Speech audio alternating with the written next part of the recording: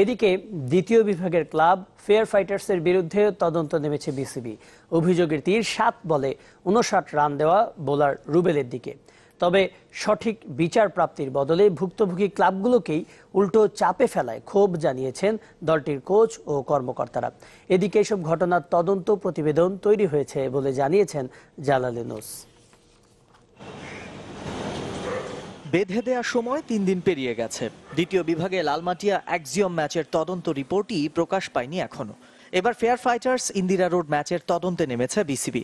সুজন মাহমুদের মতো 92 রান দেননি বোলার রুবেল। তবে কেন তিনি 7 বলে 59 রান দিলেন, নিশ্চিতভাবেই তা স্বাভাবিক কোনো ঘটনা নয়। এক ওভারে দেখা গেছে যে 60 রান কি করে হয়। প্রেসিডেন্ট সাহেব উনি বাইরে আছেন, আসুক, উনি আসার পরে আমরা তো বোর্ডে জমা দিচ্ছি, তো ওনাকে তো রিপোর্টটা দেখতে হবে। প্লেয়ারের উপর ইনজাস্টিস হয়েছে, প্লেয়ার ক্ষোভের বশবর্তী এরকম কাজটা না করলে ক্রিকেটের জন্য ভালো হচ্ছে। প্রতিনিয়ত অন্যায়ের শিকার হয়ে প্রতিবাদের যে পথ বেছে নিয়েছেন ক্রিকেটাররা, তা বিশ্ব মিডিয়াতেও আলোড়ন তোলায় নড়ে চড়ে বসেছে বিসিবি। ঘটনাগুলোর ভিডিও নেই কিংবা ছবি, যা দেখে প্রমাণ হবে। তবে মাঠের নিকৃষ্টতার ছোট্ট একটা উদাহরণ দিয়েছেন ফেয়ার ফাইটার্স কোচ। আমার ক্যাপ্টেনকে আর টস দেখতে দেয় না।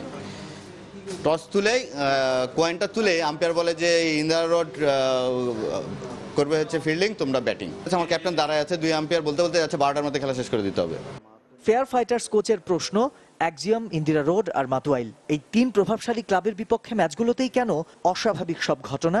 আরও স্পষ্ট করে বললে এদের ম্যাচ পরিচালনার দায়িত্বে থাকা বিশেষ 2 আম্পায়ার। জ্যাকি, বাবু, আগে তো খারাপ আম্পায়ারিং হয়েছে, কিন্তু তারা প্যাডে বল লাগতে দিত, কিন্তু এই আম্পায়াররা প্যাডেও বল লাগতে দেয় না। এটা কিপার বল ধরলেই, ব্যাটসম্যান বল লিফট করলেও আউট।